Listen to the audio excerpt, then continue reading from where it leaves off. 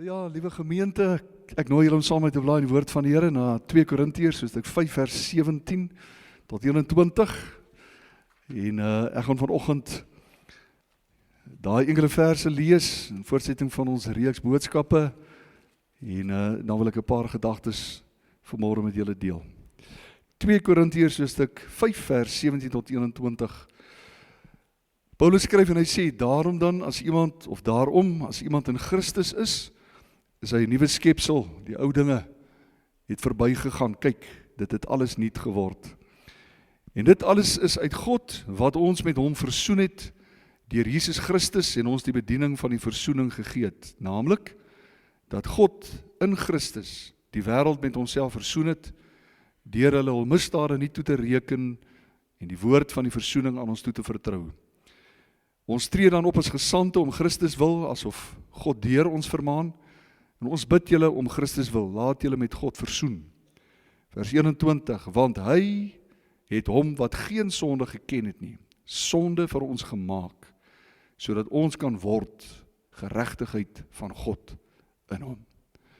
Net tot sover, wat 'n pragtige skrifgedeelte in die woord van die Here. Nou, liewe gemeente, net ons so vinnig, net so die lyne op te tel, ons het, hierdie jaar het ons 3 reekse na julle toe gebring, rondom die tema van groei dieper. Inteendeel, die jaartema is eintlik groei. En ek sê nou die dag vir iemand, toe ons die tema van die Here gekry het, of van die Here gebid het, toe het mense outomaties dink groei, spreek van bome wat opgaan, en vrugte wat gedra word, en getalle groei, en elke blikkie wat moontlik vol kan word vol, maar min het ons geweet dat die groei wat die Here vir ons in stoor gehad het, karaktergroei sou wees, dieptegroei, diepte na binne, waar ons deur beproewinge en omstandighede sou gaan, en wat die wortels van ons geloof gedwing sou word om dieper in die grond in te gaan, en wanneer dit gebeur is dit nie altyd lekker groei nie, maar soos Paulus sê, later lewer dit vir ons 'n vredevolle vrug van geregtigheid, vir die wat daardeur geoefen is. En as jy vanoggend deur 'n so tyd gaan van dieper groei, van beproewinge, wil ek vanmôre vir sê, byt vas, hou vas. Die Here sal jou deurdra en die beste lê voor. Dan het ons 'n bietjie gesels oor groei dieper, natuurlik groei nader, en ons het nog definitief daar 1 of 2 gedagtes uitstaande, maar hierdie derde kwartaal die gedagte rondom groei verder, groei wyer. En dit hang natuurlik saam met die groot opdrag wat die Here vir ons gegee het as sy kerk. Die bestaansreg van die kerk sentreer rondom die groot opdrag. Sonder die groot opdrag is daar nie 'n nut vir die kerk op aarde nie. En die Here het ons hier gesit, opdrag gegee, en hy gaan terugkom, en eendag sal hy sy oes kom versamel, en weet ons sal Jesus sy erfdeel in besit kan neem, dit waarvoor hy gesterf het.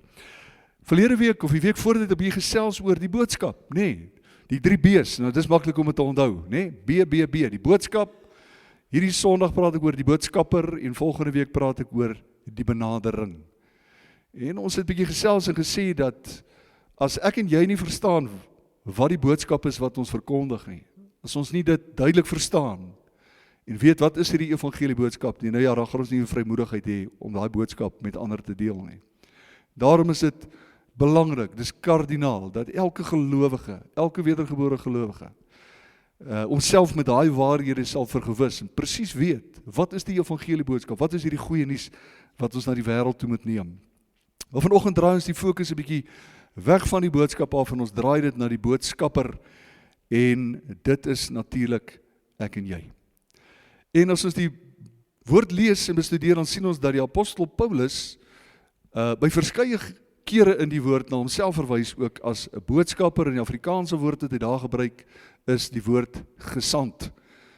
Die woord gesand. Nou as ons die woord gesand 'n bietjie opslaan in die Engels of die King James version, vat ons na die Griekse woorde toe, en dan beteken daardie woord eintlik, of hy vertaal met ambassadeur.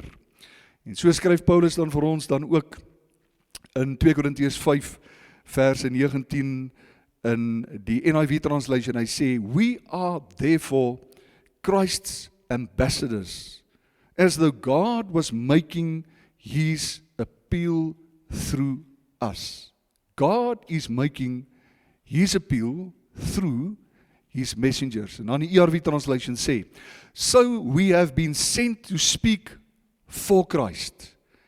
It is like God is calling to people through us. We speak for Christ when we beg you to be at peace with God. En so die teks is baie duidelik. Ons is boodskappers wat uitgestuur word om namens God te spreek van iets, van die boodskap wat ons 2 weke terug oor gepraat het. En dis baie interessant dat Paulus, wanneer hy hierdie teks quoteer, nie sê ek is God se gestuurde nie. Ja, hy sê later ek Paulus is 'n gesant in ketTINGS, maar hy sê hier, hy sê ons, elkeen van ons. As jy wedergebore kind van God is, dan wil ek vanmôre vir jou herinner daaraan, jy is 'n gestuurde, jy is 'n ambassadeur, jy is God se boodskapper op hierdie aarde. Nou natuurlik in die antieke wêreld was 'n gesant nie sommer net 'n reisiger wat nuus gehad het nie. Nee, dis amper soos iemand wat 'n ou langs die pad kry en sê, hoor hierso, gaan dit met jou? Nee, baie goed dankie, wat's nuus? En dan deel die persoon enige nuus, wat ook al in sy gedagtes opkom wat vandag of gister gebeur het, maar nee. Hierdie woord in die Bybel, en as ons terugdink aan die antieke wêreld waar hierdie konsep vandaan kom, dan verwys dit na iemand wat gestuur was deur 'n hoër gesag, deur 'n koning of deur 'n amptenaar of deur 'n regering, en dan moes daardie persoon gaan na 'n ander land of 'n ander provinsie, en dan moes hy namens daardie koning 'n boodskap gaan oordra. En hy het nie sommer net gekom met enige boodskap nie, baie belangrik dat ons dit moet verstaan.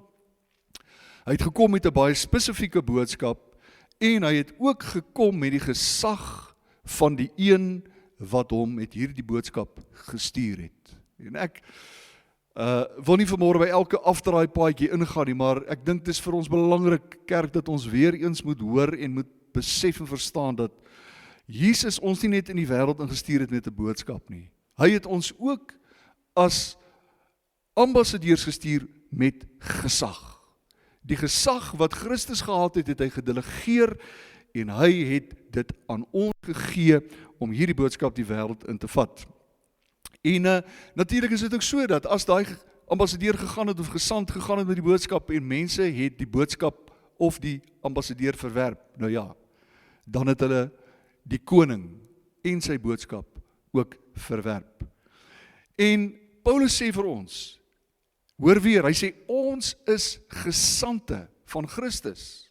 So die kerk van Jesus is nie sommer maar net 'n groepie mense wat 'n opinie oor God het nie, maar ons is mense wat deur Christus gestuur is met Christus se boodskap in Christus se gesindheid tot Christus se eer.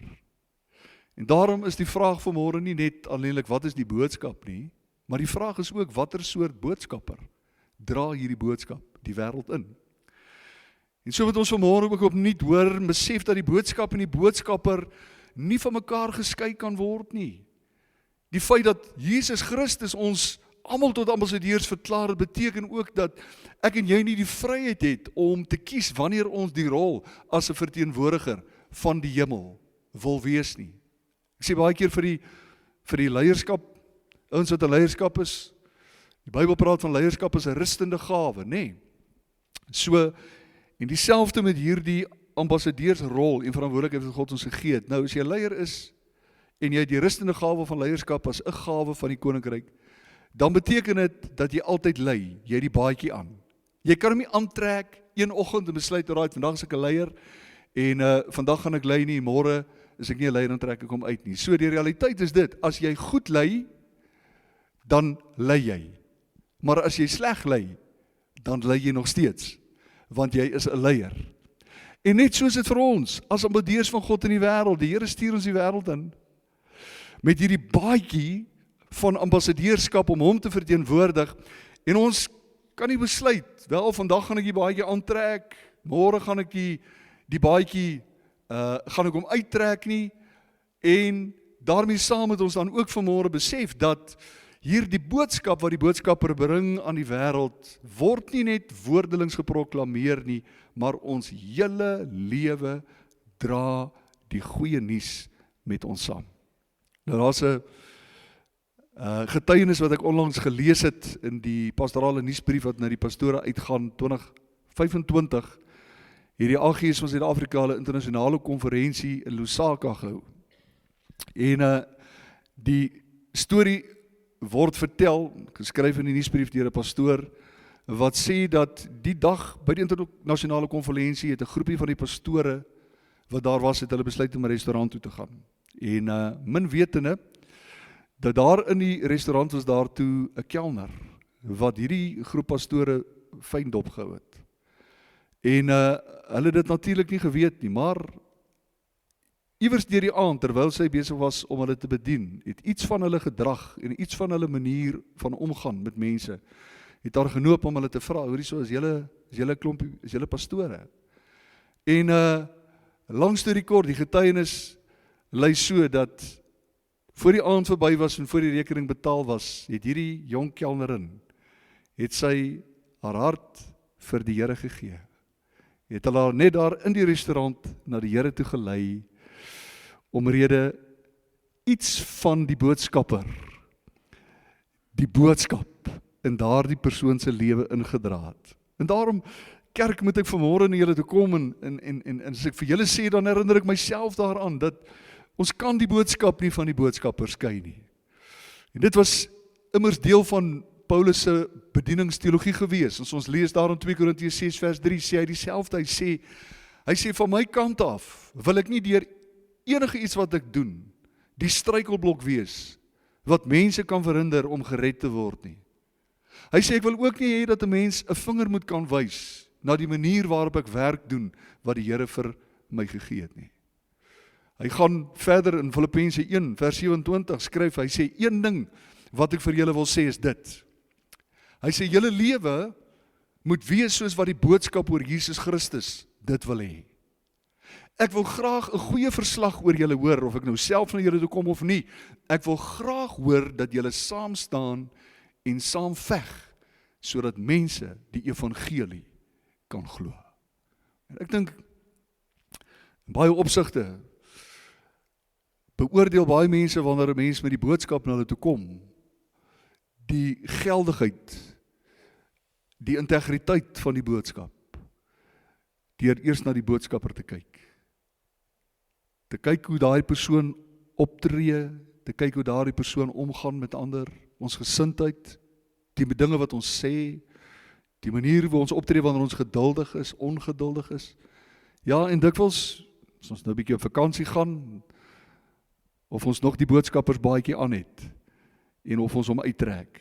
Nou ja, broers en susters, dit gesê, is dit ook belangrik dat ons vanmôre moet besef, dat wanneer ons hierdie teks lees, so belangrik is wat die boodskapper is, lê die fokus in hierdie teks beslis nie op kyk hoe mooi en hoe voorbeeldig leef ek nie.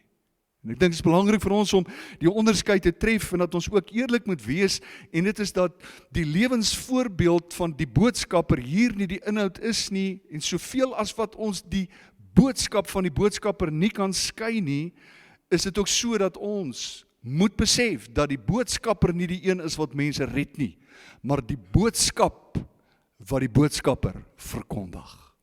En onthou julle 2 weke terug, het ons gesê, Romeine 1 sê, van die evangelie is die krag van God tot redding vir elkeen wat glo. Ons moet vanmôre die een kant nie uit die oog verloor nie. Ja, natuurlik is dit belangrik hoe ons leef. Natuurlik kan die manier hoe ons daar buitekant omgaan, die geloofwaardigheid van die evangelie boodskap afbreek. Ja, mense het immers in die afwesigheid van 'n Bybel, nie 'n ander Bybel om te lees as die een wat voor hulle staan in lewende lywe nie.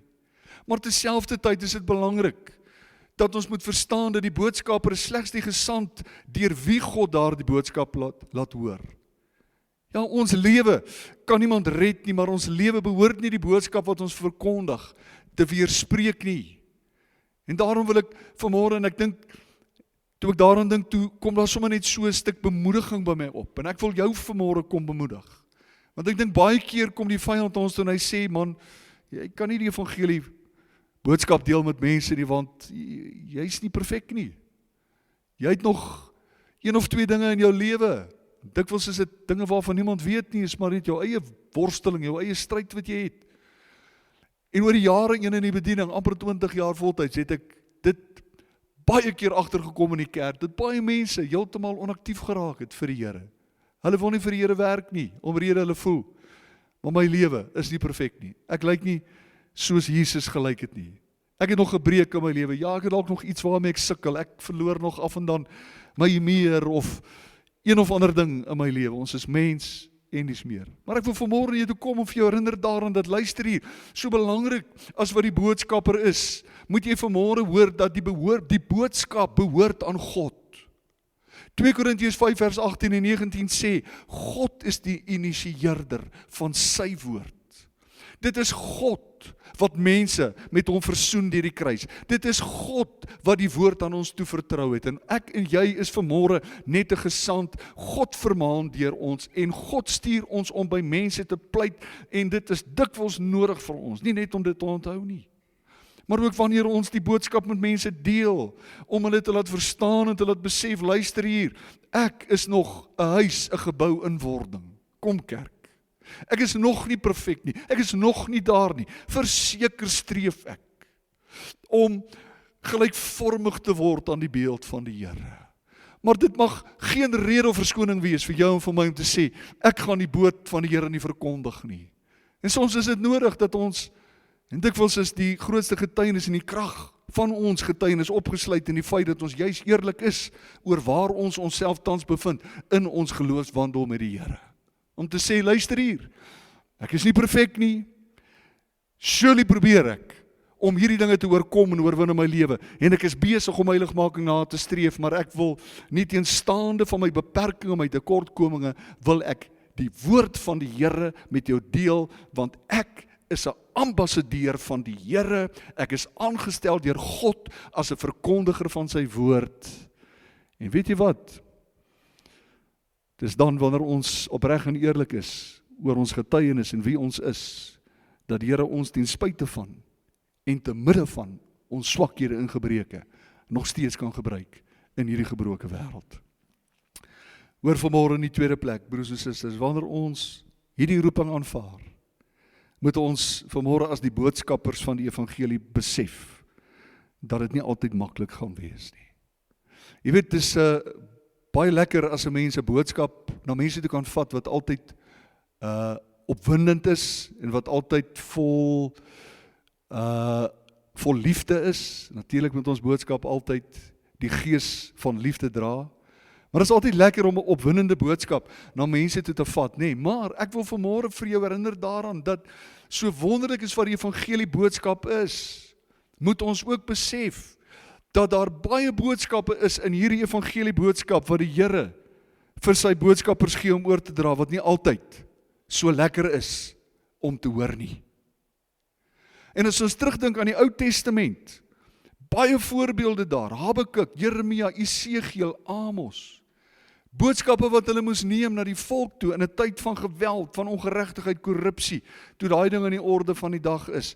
En die Here gee vir hulle 'n boodskap van waarskuwing, die Here gee vir hulle 'n boodskap van oordeel, hy gee vir hulle boodskappe van bestraffing, en die hart agter dit was om daardie mense te waarsku en hulle tot bekering te bring, sodat hulle kon terugkeer na die Here toe. En nou sit jy vanmôre dalk en jy sê, okay, where you going with this? Dis Ou Testament. Nou ek het vir jou nuus vanmôre. Want is nie net die Ou Testament wat hierdie dinge na ons toe bring nie. Jesus gee vir Johannes in Openbaring, trek hy die gordyn van die hemel van hom oop en hy sê, Johannes, skryf neer alles wat jy gesien het. En ons lees in die 7 briewe wat hy geskryf het aan die gemeentes in Klein-Asië, dinge soos Openbaring 2 waar hy sê, hy kom na die kerk toe. En hy sê vir die kerk, hy sê, my geliefdes, my bruid, ek het dit teen julle, dat julle julle eerste liefde verlaat het. Dit klink vir my na 'n redelike moeilike boodskap om oor te dra. En hy sê, onthou waarvandaan jy uitgeval het en bekeer jou, nê? En soms dis amper soos om vir 'n ou te sê, hoorie, so jy met jou pille vat, jong, maar hierdie pil is groot en hy sleg, maar gaan 'n bietjie jam op die lepel sit, nê? Dis amper hoe dit partykeer vir my klink in die Bybel. En die Here sê, alright, jy gaan hierdie slegte pil met sluk, maar hy's goed vir jou, maar ek gaan vir jou bietjie jam opsit en ek gaan jou herinner daaraan dat as jy jouself bekeer van jou verkeerde weë en die dinge waarmee jy besig is, dan is daar altyd genade by die Here. Daar is altyd 'n tweede kans, en 'n derde kans, en 'n vierde kans, en 'n vyfde kans. Sy genade en barmhartigheid hou nooit op nie, maar hy kom na ons toe met 'n boodskap van vermaaning en hy sê, luister, jy is nie op die plek waar jy eens was nie. Jy is nie op die plek waar ek jou wil hê nie. Openbaring 2:14-16 Pergamus. Daardie gemeente, hy sê, maar ek het enkele dinge teen jou. Ons moet nooit vir 'n oomblik dink dat net omdat Jesus gesterf het aan die kruis, en net omdat ons in die genade van God leef en in die dispensasie van God se genade, dat daar nie ook dinge is in ons lewens wat die Here nie graag wil regstel nie, wat hy nie graag wil hê ons moet aanpassings maak nie. En luister die vanmôre, hy doen dit alleenlik omdat hy jou liefhet en hy nie wil hê dat jy jou lewe moet kwes en sonde jou lewe moet verwoes nie. Dis die rede waarom God sy wet gegee het. Dis nie om 'n maatreël te hê, 'n maatstaf waarmee hy mense kon tug omdat hulle nie doen wat hy sê omdat hy 'n onsekere God is nie. Hy's die almagtige God. Hy het nie bevestiging nodig nie. Hy het nie nodig dat iemand sy karakter bevestig in sy integriteit nie. Hy het dit gegee om jou te help. Sy hart vir sy skepping was om in 'n sondelose wêreld te leef, maar sonde het op die toneel verskyn en God gee riglyn en hy gee wit en hy sê, as julle hierby bly, dan sal julle in my shalom leef. As julle hierby bly, sal my seëninge julle deel wees. Sal julle in vrede wandel, sal julle blydskap hê, sal dit lekker wees om huis toe te gaan, na jou vrou toe, want jou huwelik beweeg binne die riglyne van die woord van God en ons leef volgens sy beginsels. Hy doen dit, hoor vanmôre, kind van God, omdat hy ons liefhet. Hy wil nie sien dat sonde ons lewens verwoes nie. En daarom kom hy soms na ons toe en hy sê, soos wat hy vir Thyatira sê, hy sê, ek het enkelinge teen julle, dat jy die vrou Isebel toelaat in die gemeente, toelaat in jou lewe. En ek het haar tyd gegee om haar van haar hoerery te bekeer. God gee ons tyd. En ek wil vanmôre vir jou sê, terwyl die genade deur van God oop staan, hy staan vandag op, as jy hier is en jy het asem in jou longe, is die genade deur van God nog oop, is daar 'n kans vir jou en my, om onsself te bekeer van ons verkeerde werke, ons knie voor die Here te buig en sê, Here, nou maar, ek trek hierdie streep, ek gaan nie meer in hierdie rigting nie, metanoia, bekering, dis wat die woord beteken, ek het in hierdie rigting geloop, maar ek het besef, daar is 'n weg wat vir die mens wegreg lyk.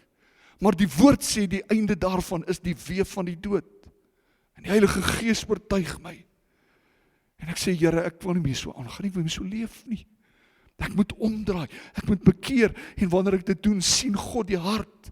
En hy sê, ek sal genade gee. Ons kan reg hier Openbaring kyk, Sardes, Laodicea. Dis die kerktydvak waarin ons leef, hy sê, ken jou werke, dat jy koud is en ook nie warm nie. Maar nou omdat jy lou is, en nie koud of warm nie, sal ek jou uit my mond uitspoeg. Openbaring 3 vers 19 sê die Here, almal wat ek lief het, bestraf en tugtig ek, wees dan ywerig en bekeer jou. Die boodskap van bekering wat Johannes gepreek het, wat heen gewys het na Jesus, is steeds dieselfde boodskap van die evangelie wat ons vandag preek. Daar is 'n beter lewe. Daar is 'n oorvloedige lewe in Christus. Daar's 'n lewe waar sonde nie hou vas op jou en my het nie. Jesus het gekom sodat ons vry kan wees, lewe en lewe in oorvloed kan hê. Kan ek 'n amen kry vanmôre? Kom kerk. En soms kom die Here na ons toe ook met korreksie in ons lewens. Paulus sê veral in die laaste dae waarin ons leef, moet ons maar weet dat hierdie boodskap, die wêreld is lief vir goeie boodskappe, die boodskap van en ek wil dit versigtig sê, want ek glo in die genade van God. Ek glo onvoorwaardelik in die genade van God. Maar ongelukkig, in groot dele van die kerk, en van die kerke wêreld vandag, word die genade van God so oorbeklemtoon, dat mense uit die oog uit verloor, dieselfde God van liefde, dieselfde God van genade, het jy sy liefde kom demonstreer aan die wêreld omrede hy ook 'n God van geregtigheid is. Sonde kon nie ongestraf bly nie. En omdat God volkome heilig en regverdig is, daarom moes sonde gestraf word, en dis waar die liefde van God op die toneel verskyn, want hy sê, omdat hy ook volkome liefde is, moet hy straf, maar omdat hy liefde is, het hy besluit om homself te gee vir die sondaar, en het die sonde op hom geneem. Luister, net omdat daar 'n kruis was en genade is, beteken nie, God voel anders oor sonde vandag nie. Dit breek God se hart, wanneer sy kinders in sonde leef. Want dit is nie sy plan vir ons lewens nie. Liewe gemeente, Paulus sê, en ek waarsku julle vandag, hoor my waarskuwing. Hy sê, ek besweer julle dan voor God en die Here Jesus Christus. Hoor hier, hy sê, wat die lewende en die dode sal oordeel by sy verskyning en sy koninkryk. Daar is 'n oordeelsdag. Hy sê, julle verkondig die woord, hou aan tydig en ontydig. Weerlê, bestraf, vermaan en lankmoedigheid en lering. Hy sê, want daar sal 'n tyd wees wanneer hulle die gesonde leer nie sal verdra nie. Die gesonde leer, die verwysing is vers 2, wanneer hy praat van weerlê, bestraf, vermaan.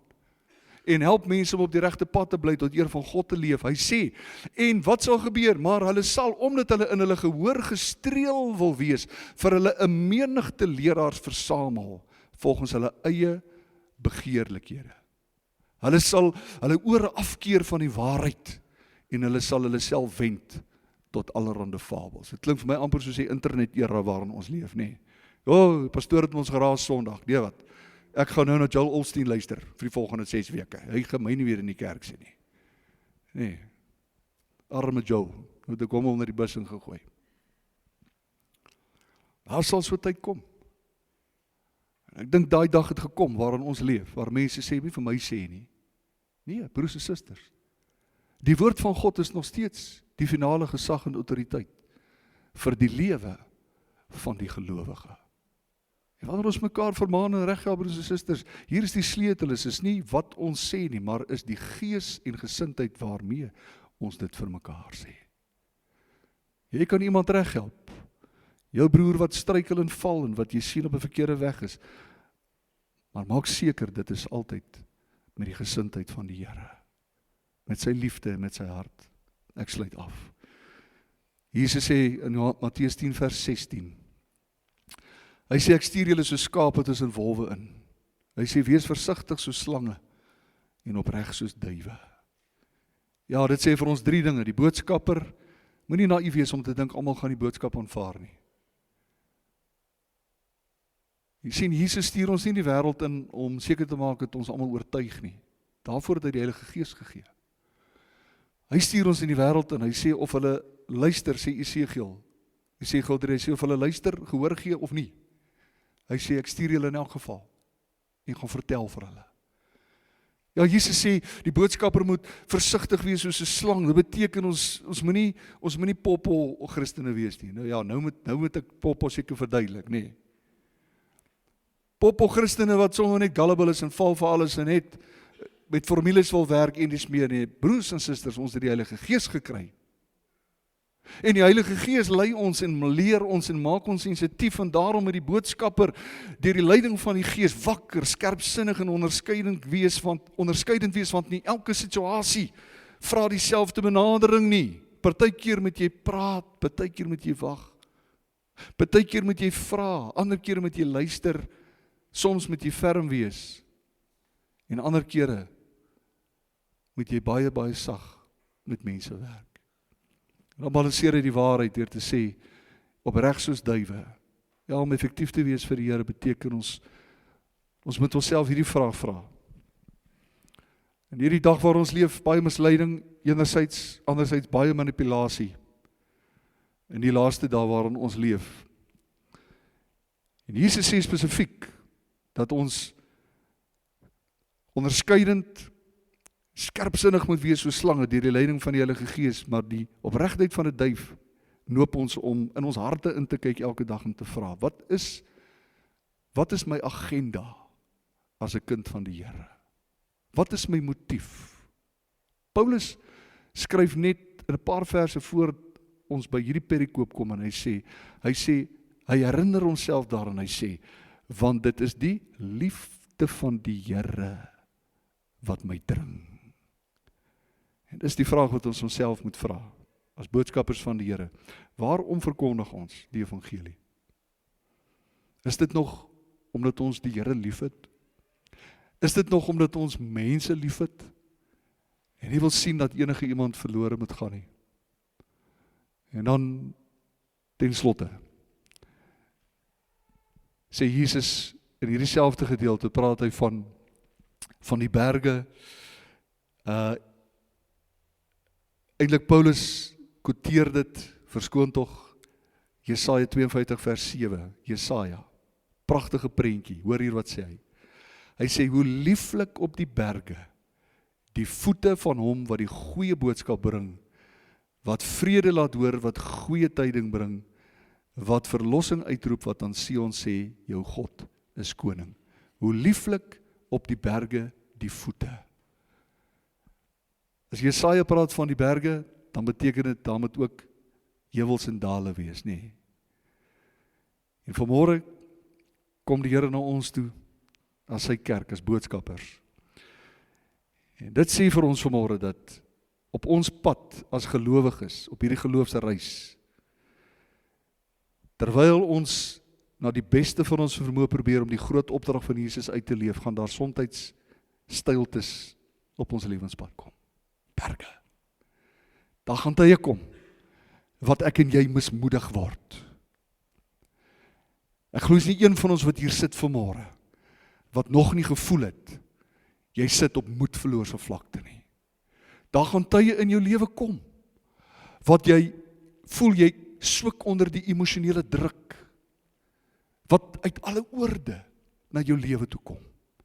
Daar gaan tye kom wat jy voel, soos Elia, toe hy onder die besembos gaan lê het, en gesê het, Here, neem my lewe, ek is klaar, ek wil nie meer nie. Daar gaan daai tye ook in ons lewens kom. Luister hier vanmôre, maar ek wil jou, my boetie en my sussie, kom bemoedig vanmôre, moenie toelaat dat hierdie berge en hierdie heuwels en hierdie omstandighede van 'n gebroke wêreld jou en my ontmoedig nie. Ons het steeds die beste boodskap in die hele wêreld om na hierdie wêreld toe te neem. En luister hier vanmôre, die Here het gesê, en hierdie wêreld sal julle verdrukking hê. Maar hou goeie moed. Ek het die wêreld oorwin.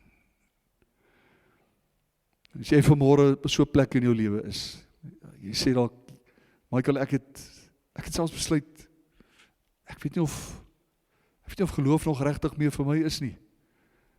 Dan wil ek vanmôre vertrou dat die Heilige Gees wind in jou seile gaan inblaas. En jy vanmôre weer sal opstaan in die krag wat God jou gee. Net jy vanmôre sal besef, jy is nie net 'n gewone mens, jy is nie net 'n Christen nie, maar jy is 'n verteenwoordiger van God op aarde. En God het ons gestuur om by mense te pleit. Luister, ons is saaiers van die woord, ons kan niemand oortuig nie, die Heilige Gees moet dit doen. But you just keep on sowing the good seed of the gospel and the Holy Spirit will work in the hearts of those whom we are sowing into. Staan op waar jy is in jou werksplek. Staan op waar jy is in jou skool. Staan op waar jy is in jou familie en verkondig die evangelie van Jesus met vrymoedigheid. En laat God toe om deur jou sy werk in mense se lewens te doen. Kom ons sluit die oë, dan bid ons saam. Halleluja. Dankie Here. Halleluja.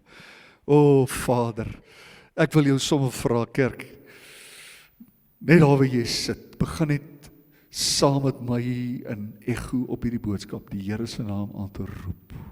Hemelvader, dankie dat U ons op aarde as U verteenwoordigers geplaas het. En Vader, dankie dat U ons die wêreld instuur, Here, met goeie nuus.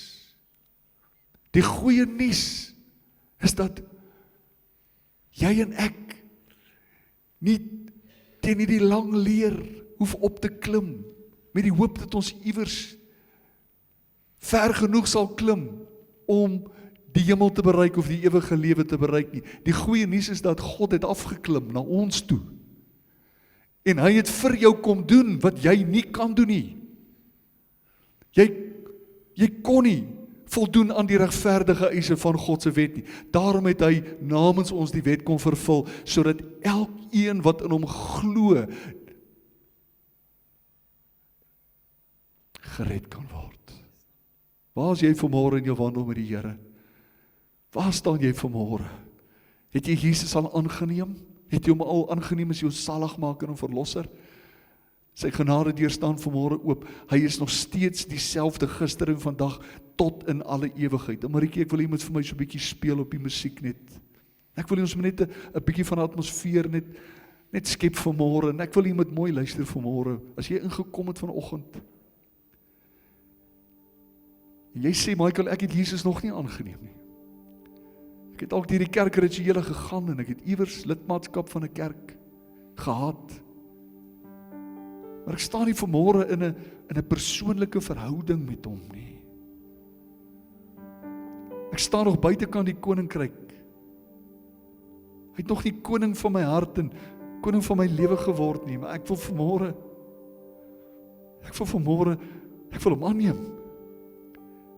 Ek wil nie langer vasgevang bly in hierdie gebrokenheid en nie die lewe wat my aan alle kante toe trek en my stik en skeer en my probeer vernietig nie. Dis die oogmerk van Satan.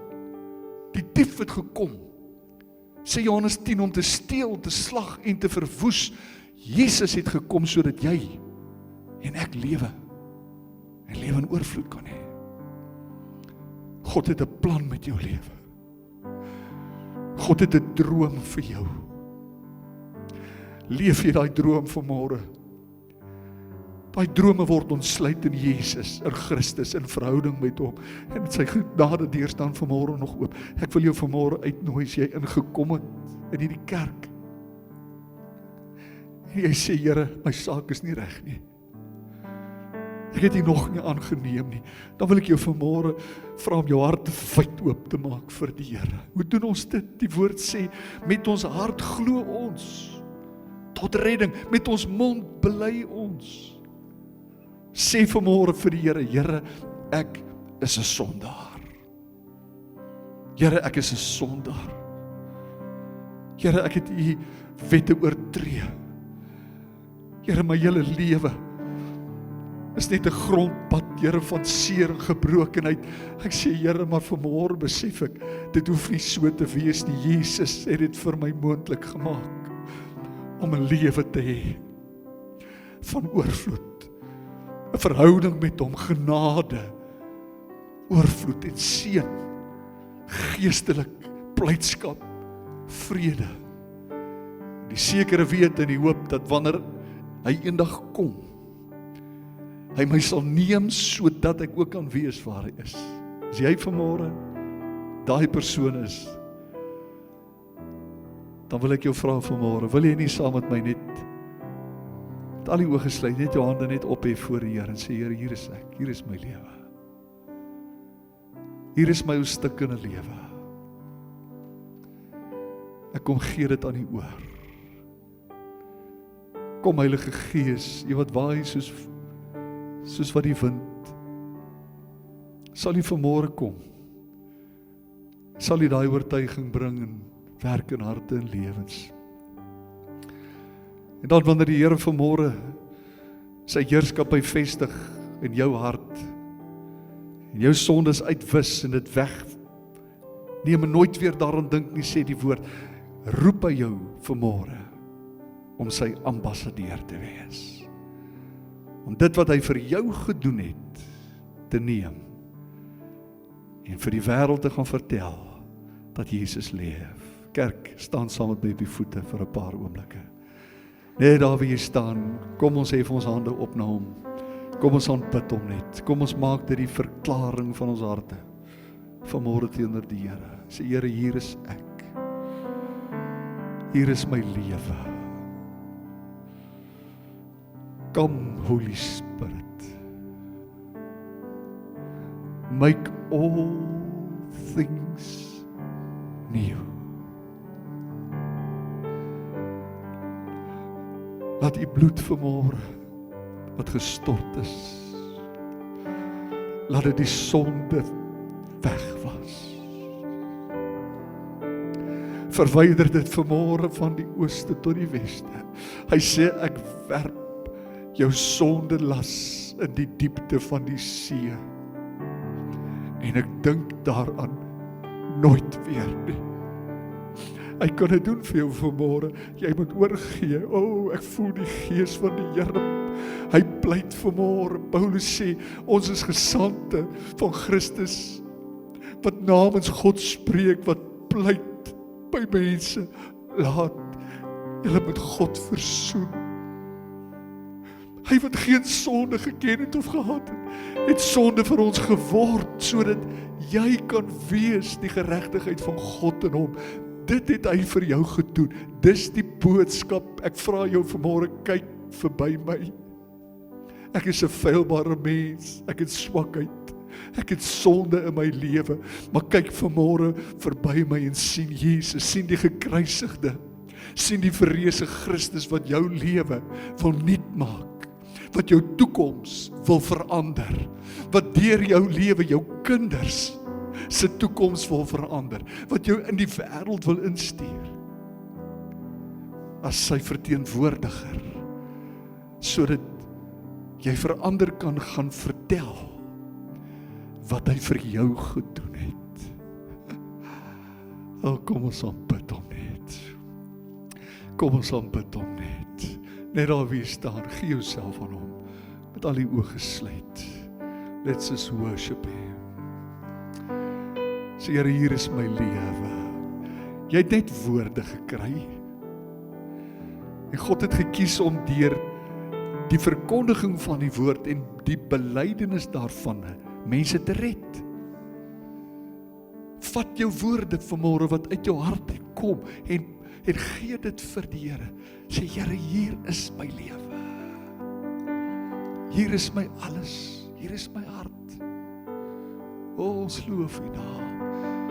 Ons aanbid hom net. Ons is nou klaar. Ons waardeer sy teenwoordigheid net. Hy alleen is waardig. O, groot is U, Here. Kom ons sing dit saam, hoe groot is ons God. Kom ons aanbid hom net. Hoe groot is ons God. Ons sing, hoe groot is ons God.